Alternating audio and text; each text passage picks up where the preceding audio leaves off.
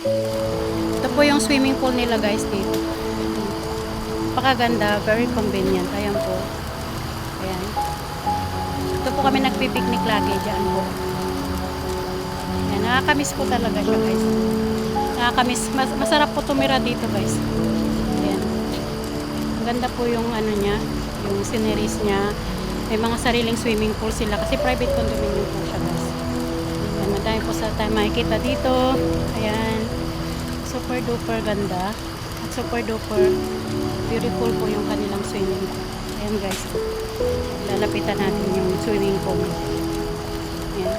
Okay. Napakaganda po ng Legend. Legend condominium na may swimming pool po dito. Guys, buti po nakapag-vlog po tayo kahit paano nakita po natin ulit ang ating Legend na tinira namin ni Lola ng 20 years. Ayan guys. Thank you guys for watching.